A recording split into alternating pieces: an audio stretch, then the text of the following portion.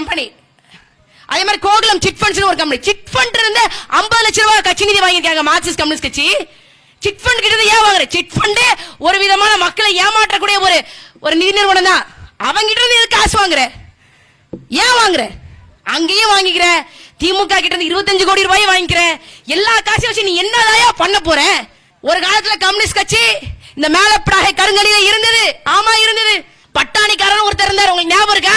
இந்த மண்ணை சேர்ந்தவர் தான். இந்த மண்ணை சேர்ந்த எந்த ஒரு நிலத்தையும் அடுத்தவங்களுக்கு நம்ம பட்டா டிரான்ஸ்பர் பண்ணாலும் இங்க இருக்கக்கூடிய வருவாய்த்துறை அதிகாரிகள் அவரை தான் கேட்பாங்க, எங்க இந்த நிலம் இப்படி இருக்கு ஏதுங்க அப்படின்னு. அவரு சுத்தமான கம்யூனிஸ்ட் கட்சிக்காரர். எப்படி சுத்தமான கம்யூனிஸ்ட் கட்சிக்காரர்? தன்னுடைய நில பலங்களை எல்லாம் கம்யூனிஸ்ட் கட்சிக்கு தாரை வார்த்து எழுதி கொடுத்தவர் பட்டாணிக்காரர். அவருடைய மகள் திருமணத்திற்கு அப்போது மேற்கு வங்கத்தின் முதலமைச்சராக இருந்த ஜோதிபாசு அவர்கள் இந்த மேலப்படாகை கருங்கணியில வந்து திருமணத்தை நடத்தி வைத்தார்கள். அந்த வரலாற்று புகழ் இதுக்கு உண்டு. ஆனா கொடுமை என்ன பாத்தீங்களா? பட்டாணிக்காரருடைய மகன் ஆறுமுகம், அவருடைய மகள் வழி பேரன் சுபாஷ் அவர்கள் கம்யூனிஸ்ட் என்பது ஒட்டுமொத்தமான போய், நாம் தமிழர் கட்சி மட்டுமே மெய்யான அரசியல் கோட்பாடு என்று அண்ணன் சுபாஷ் அவர்கள் வீரத்தமிழர் முன்னிலையில் இணைந்து நாம் தமிழர் கட்சியில் பயணித்துக் கொண்டிருக்கிறார். எத்தனை பேர் தெரியும்?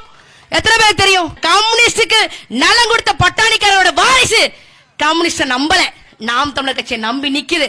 நாங்க அவருக்கு உறுதுணையாக நிற்போம்.